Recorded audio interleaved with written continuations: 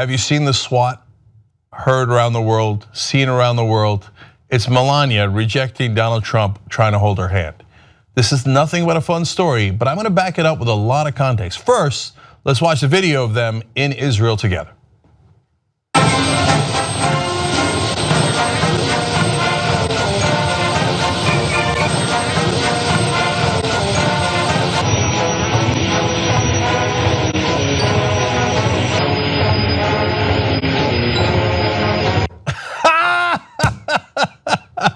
Okay, that was super fun.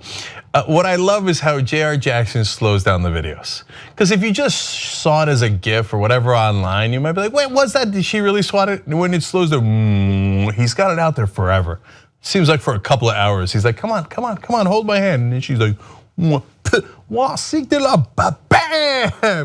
Get that out of here. Okay, so now the context is this is not the first time. So let me show you a similar situation from back in January.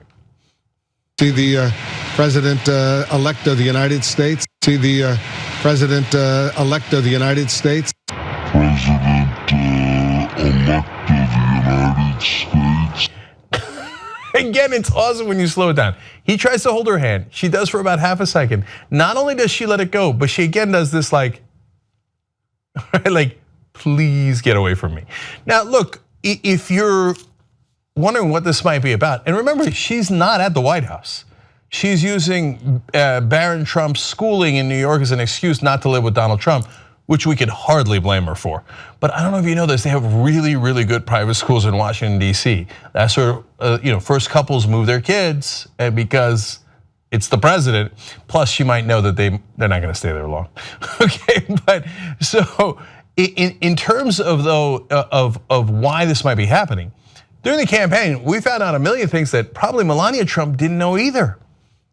From the I just grab women whenever I want to, and because I'm a star, you can get away with it. How he tried to have sex with that particular anchor that he was talking about. She's married, but I was gonna buy her furniture, he said, and try to sleep with her anyway. Did Melania know all that? We found out stories about how while she was pregnant, Melania was pregnant, in the middle of an interview, she went upstairs and Donald Trump then basically sexually assaulted the female reporter. He showed her around the house and then cornered her in one of their rooms and tried to sleep with her. While Melania, who was pregnant, doing the interview together, had gone upstairs for a little while, okay? So now, probably a lot of that was news to her. I mean, probably not news to her that she married a monster, and so I don't shed too many tears that she's in the situation that she's in now, but probably some of that stuff she had no idea about and found out during the campaign. And she knows Donald Trump. They can pretend anything they like out in public. But the reality is she probably saw those stories and thought, oh yeah, that's him. He did it, that's him.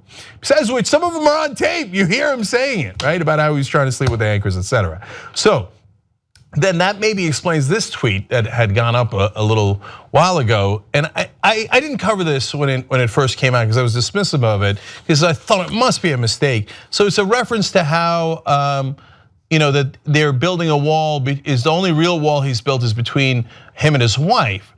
And Melania liked that tweet on her account. So people are like, whoa, what are you liking about building a wall between you and Donald Trump? But I assumed it was just an honest mistake. But she doesn't tweet that often. She doesn't like that often on Twitter, etc. But now, given the full context of what's happening, oh, there's trouble at home. I mean, there's a reason why Donald Trump is home alone at the White House. So that SWAT was super clear. Now, I don't care about their private lives, right? So it's just a fun story. If Donald Trump was great on the policies and he was passing Medicare for all and getting college education for all your kids so you guys can live the American dream and they can live the American dream, and he was doing all these wonderful things, but his wife didn't like him, I'd be like, oh, what am I gonna do, right?